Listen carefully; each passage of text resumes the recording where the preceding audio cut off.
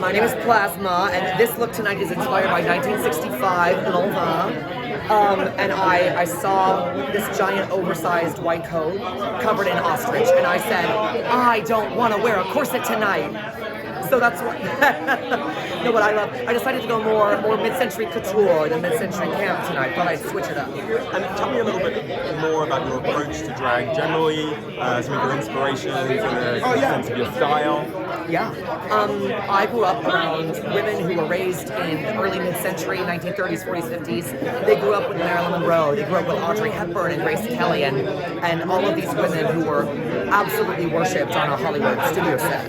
And they always, my grandmothers very much carried themselves with a certain sense of poise that was very inspired by these women who changed the course of history for women and for entertainers and for people whose voices have been very much neglected by white, cis, middle-aged male power structures for, I don't know, all of history. So my drag is very much a love letter to them. It's a love letter to the history of female empowerment in entertainment, and I feel fucking hot about it. And is there a drag queen who you particularly admire? Either someone we've seen on Drag Race or someone who hasn't been on Drag Race that you Yeah.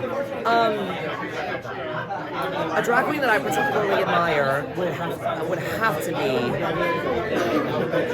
my drag mother, Selma Nilla. She is one of my best friends and my biggest fan and my brightest, most ardent supporter. And unfortunately, every makeup tip she ever gave me, I neglected until Morphine gave them to me on the show. So Selma, I love you. I know I was wrong. Dinner after this? When we first started watching the show, there's a lot of queens for us to get to know. As people are about to start watching season 16, what would you like everyone to know about you?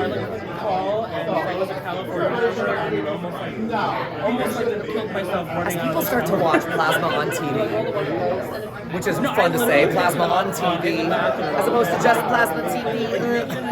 As people start to watch me on TV, I would say I'm such a fan of drag. I'm such a fan of artistry and of advocacy and of transparency in the way we feel and the way we perceive things, especially as a queer community, and our perspective is so unique. And I think that as Drag Race gets bigger and bigger and grows more visibility for the queer community, it's going to be a really fun ride. And I can't wait for you all to come with me. It's going to be amazing.